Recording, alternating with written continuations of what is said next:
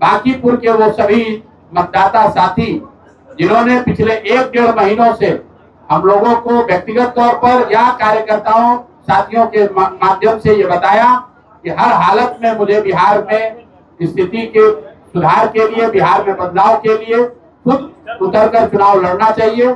मैं उनको इतना ही आश्वस्त कर सकता हूं कि मैं अपनी पूरी ईमानदारी से आपके इस सोच के साथ जुड़कर बांकीपुर का चुनाव लड़ने का प्रयास करूंगा। आज के इस प्रेस कॉन्फ्रेंस में आप सबका स्वागत है। जैसा कि हमने 2 तारीख के अपने प्रेस मीट में आप सबको बताया था कि बांकीपुर की जनता की इच्छाओं के संदर्भ में हमने निर्णय लिया था कि इस बात को पार्टी की कोर कमेटी में रखा जाएगा कि पार्टी का इस उपचुनाव में कौन उम्मीदवार हो। आज जो कोर कमेटी की बैठक हुई उसमें एक मत से, सर्वसम्मति से यह निर्णय लिया गया कि जन स्वराज पार्टी की तरफ से बांकीपुर के उपचुनाव में हमारे पार्टी के उम्मीदवार हमारे सूत्रधार श्री प्रशांत किशोर जी होंगे।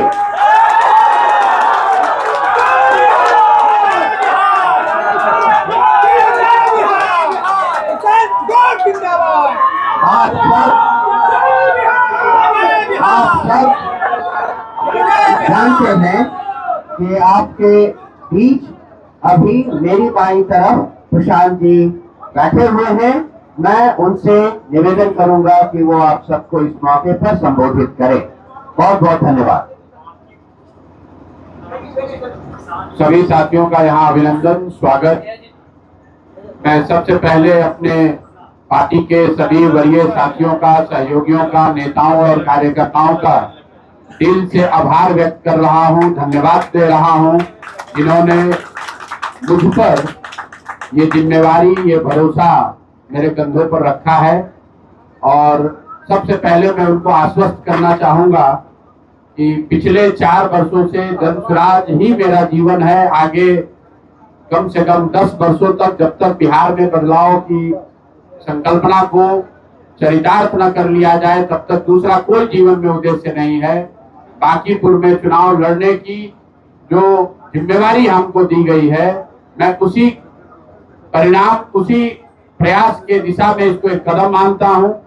जो नवंबर 2025 में हजारों लाखों लोग जन स्वराज के विचार से, इस प्रयास से जुड़े थे और कहीं ना कहीं परिणाम आने के बाद उनके मन में थोड़ी उदासी या हताशा थी।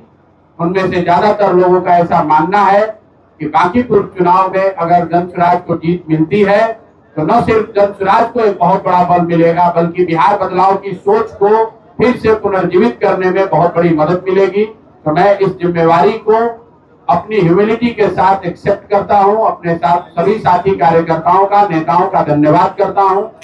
साथ ही उन 18 लाख मतदाताओं का धन्यवाद कर रहा हूं जिन्होंने विपरीत परिस्थिति में नवंबर 2025 में जन स्वराज के सभी उम्मीदवारों को के समर्थन में अपना मत दिया है और जन स्वराज को जिंदा रखने में, जन स्वराज को बिहार में बनाए रखने में अपना अमूल्य योगदान दिया। आने वाले भविष्य में जन स्वराज की यात्रा चाहे जितनी बड़ी हो, लेकिन जिन पहले 18 लाख मतदाताओं ने नवंबर 2025 में हम लोगों को वोट दिया, मैं उनका सबका हृदय से आभार व्यक्त करता हूं। और अंत में बांकीपुर के वो सभी मतदाता साथी जिन्होंने पिछले 1-1.5 महीनों से हम लोगों को व्यक्तिगत तौर पर या कार्यकर्ताओं साथियों के माध्यम से ये बताया कि हर हालत में मुझे बिहार में स्थिति के सुधार के लिए, बिहार में बदलाव के लिए खुद उतरकर चुनाव लड़ना चाहिए। मैं उनको इतना ही आश्वस्त कर सकता हूं कि मैं अपनी पूरी ईमानदारी से आपके इस सोच के साथ जुड़कर बांकीपुर का चुनाव लड़ने का प्रयास करूंगा। और अगर आपका आशीर्वाद मिला, जीत कर आए, तो मैं आपको आश्वस्त कर रहा हूं कि आपकी भावनाओं के अनुरूप, आपकी इच्छा अपेक्षा के अनुरूप काम करने का प्रयास करेंगे। मेरे एक विधायक बन जाने से पूरा बांकीपुर सुधर जाए ये शायद जरूरी नहीं है, लेकिन इतना जरूर समझिए कि आप अगर जिताकर जन स्वराज का एक प्रतिनिधि वहां भेजते हैं तो 242 विधायकों पर हम लोग भारी पड़ेंगे। उन पर आपका जनता की ओर से जनता का प्रतिनिधि बनकर उन पर जनता की अपेक्षाओं का जो बोझ है उसको बनाए रखेंगे। अंत में मैं आपको ये बताना चाह रहा हूं कि हम लोगों की नजर में जो बांकीपुर का चुनाव है, ये पिछले 6 महीने में सम्राट चौधरी जी के नेतृत्व में चल रही एनडीए सरकार के कामकाज पर, उस सरकार के चाल चरित्र चेहरा पर, उनकी नीति पर, उनके नियमावली पर जनता का एक जनमत होने जा रहा है। बांकीपुर के चुनाव में अगर भाजपा को जीत मिलती है तो मुझे ये मानने में कोई दिक्कत नहीं होगी कि जो उनकी नीति है, जो उनका चेहरा है, जो वो कार्यक्रम चला रहे हैं, उसमें बिहार के लोगों की सहमति है। लेकिन अगर बांकीपुर में भाजपा हारती है तो यहाँ के सरकार को ये मानना चाहिए कि जिस तरह के चाल चरित्र चेहरा को वो दिखा रहे हैं, जिस तरह की व्यवस्था चला रहे हैं, वो बिहार की जनता को कहीं न कहीं स्वीकार्य नहीं है।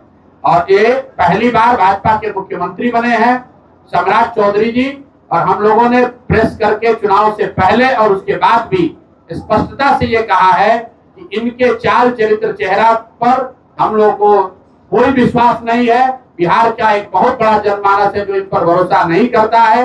ये चुनकर नहीं आए हैं, इनको पीछे से बनाया गया है। चुनकर जनता ने नीतीश कुमार को मुख्यमंत्री बनाया था।